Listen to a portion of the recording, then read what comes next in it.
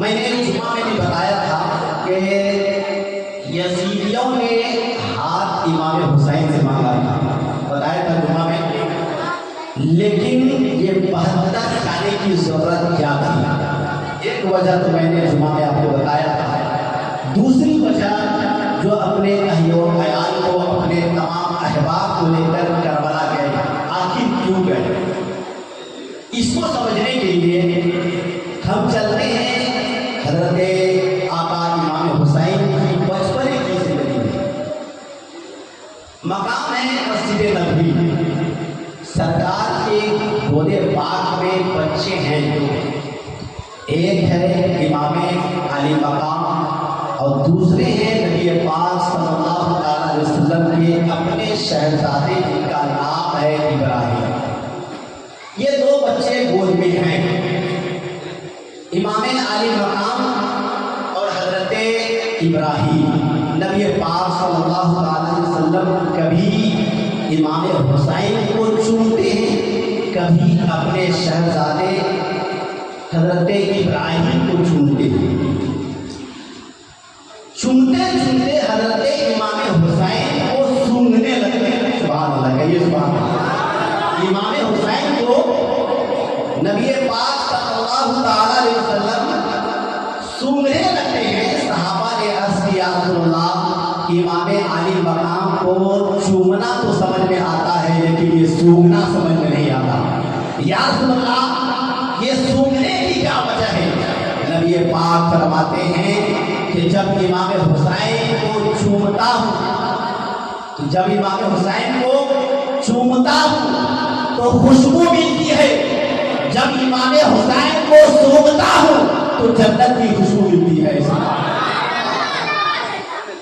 اسی درمیان صحابہ کرام نے دیکھا کہ امام علی مقام سے محبت کر رہے ہیں، حضرت ابراہیم موجود ہیں، اتنے میں اللہ تبارک و تعالیٰ کا پیغام لے کر حضرت جبریل امین حاضر بارگاہ ہوتے ہیں اور عرض کرتے ہیں یا رسول اللہ، ان دو بچوں میں سے آپ کے پاس ایک ہی بچہ رہے گا، ان دونوں میں سے کوئی ایک ہی رہے گا، چاہے تو آپ حضرت امام حسین کو رکھ لیں، چاہے تو آپ حضرت ابراہیم کو رکھ لیں، دونوں میں سے کوئی ایک رہیں گے، ایک کا انتقال ہو جانا ہے۔ حضرات محترم، نبی پاک صلی اللہ علیہ وسلم غور و فکر کرنے لگتے ہیں، ایک تو میرا بیٹا ہے، دوسرا میری بیٹی کا بیٹا ہے، میں اپنا غم برداشت تو کر سکتا ہوں لیکن اپنی بیٹی کے غم کو برداشت نہیں کر سکتا، اسی لیے امام علی مقام کے سر پر اپنا دست مبارک رکھ دیتے ہیں۔ رکھنا تھا، حضرت جبریل امین سمجھ جاتے ہیں کہ جسے لے جانا ہے وہ حضرت ابراہیم ہے، جسے چھوڑ دینا ہے اس کا نام امام علی مقام ہے۔ حضرات محترم، کچھ دنوں کے بعد حضرت ابراہیم کا انتقال ہو جاتا ہے۔ امام علی مقام بڑھتے رہتے ہیں، چلتے رہتے ہیں، پھرتے رہتے ہیں، نشو و نما ہوتی ہے، آپ بڑھتے رہتے ہیں، پڑھتے رہتے ہیں۔ ایک مرتبہ ایسا ہوتا ہے کہ حضرت صدیق اکبر آتے ہیں اور فرماتے ہیں اے امام علی مقام، پتہ ہے کہ نبی پاک صلی اللہ علیہ وسلم نے اپنا بیٹا دے کر کے آپ کو بچایا ہے، اپنا بیٹا دے کر کے آپ کو بچایا ہے۔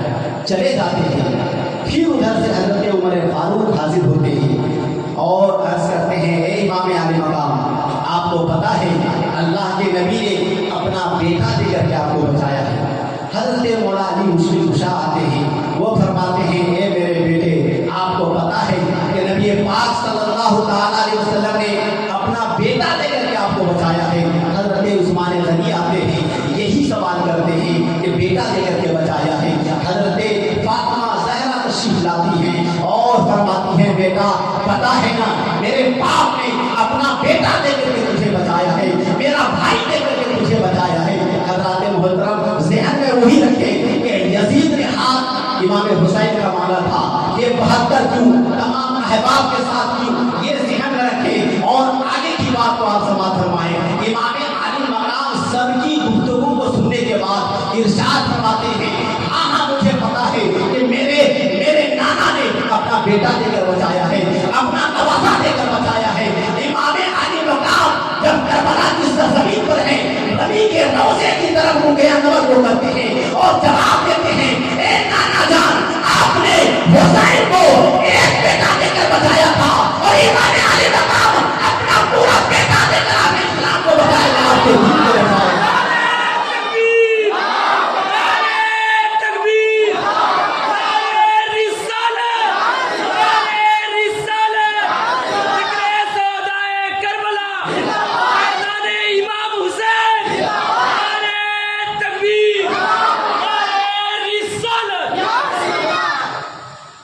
تو امام علی مقام نے بتا دیا کہ اے میرے نانا جان، آپ نے حسین کو ایک بیٹا دے کر بچایا تھا اور آج امام حسین اپنا پورا خاندان دے کر آپ کے اسلام کو بچائے گا، اسلام کی عظمت کو، قرآن کی رفعت کو اور کعبے کی عظمت کو بچائے گا۔ سبحان اللہ۔ حضرات محترم، لیکن پھر بھی آپ کے ذہن میں سوال ہوگا کہ آخر امام حسین نے اگر ہاتھ دے دیا ہوتا یہ سب کے سب بچ جاتے، لیکن آخرکار امام علی مقام ان تمام لوگوں کو لے کر کربلا کیوں گئے؟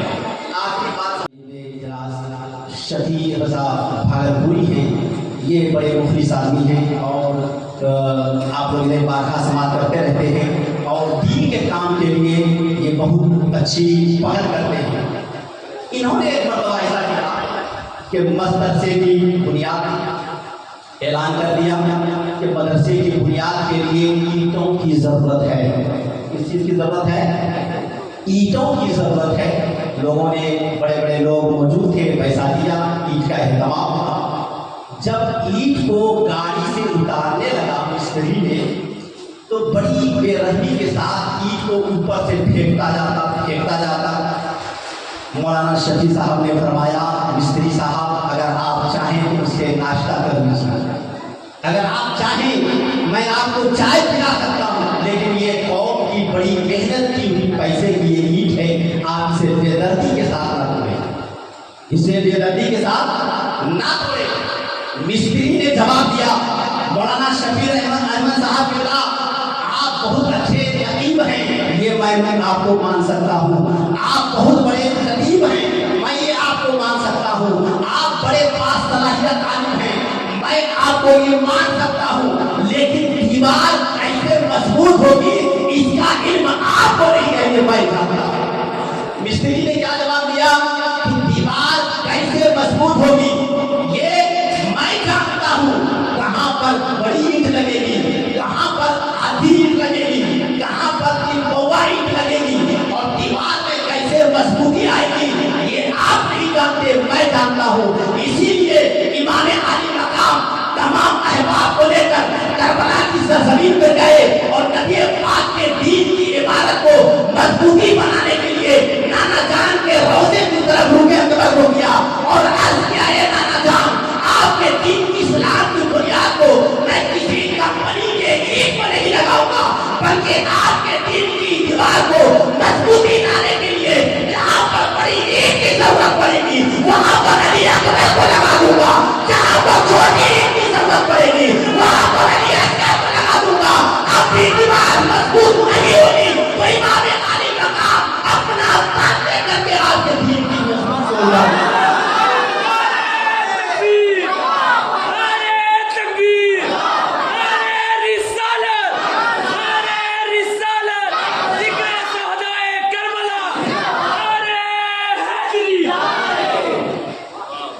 تو حضرات محترم، آپ کو سمجھ میں آ گیا ہوگا کہ اسلام کی دیوار کو مضبوط کرنے کے لیے امام علی مقام، میں نے آپ کو جمعہ میں بتایا تھا کہ لے جانے کی ضرورت نہیں تھی، اگر لے کر گئے بھی تھے سب کے سر کو کٹانے کی ضرورت نہیں تھی۔ اگر امام علی مقام پہلے تلوار لے کر چلے جاتے تو سب کے سب کی جانیں بچ جاتی۔ اس لیے تاریخ گواہ ہے کہ امام علی مقام کے شہادت کے بعد پھر کسی کی شہادت نہیں ہوئی، تاریخ گواہ ہے۔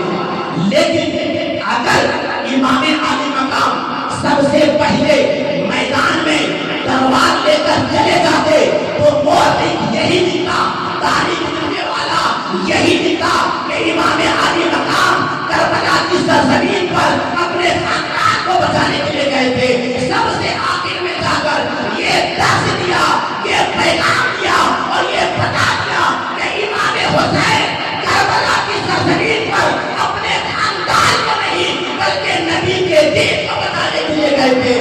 یہی وجہ تھی کہ امام عالی مقام سب سے آخر میں گئے اور بتا دیا کہ اسلام بتانے کے لیے آئے تھے اور اسلام کو بچا لیا ہے.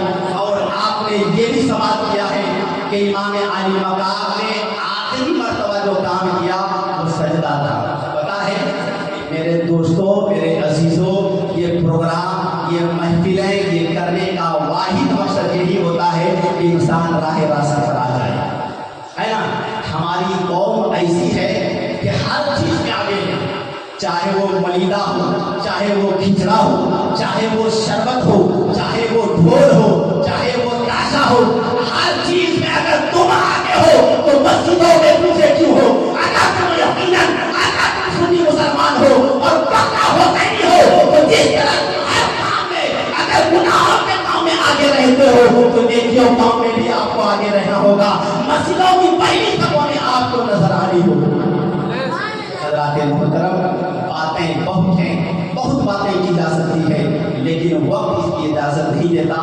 اس لیے میں آپ سے گزارش کرتا ہوں اور تمام نوجوانوں سے گزارش کروں گا کہ جس طرح آپ محفل کو سجائے ہیں اور رب کی بارگاہ میں دعا ہے کہ مولا تبارک و تعالیٰ اسی طرح آنے والے سال میں بھی ذکر شہدائے کربلا ہمیں اور آپ کو منانے کی اللہ توفیق عطا فرمائے. اور تمام لوگ جس طرح آج بیٹھے ہوئے ہیں, میں آپ سے گزارش کرتا ہوں کہ دنیا میں آپ کہیں بھی بیٹھ جائیں گے لیکن اس محفل کی جو برکتیں ہیں کہیں آپ کو نہیں ملیں.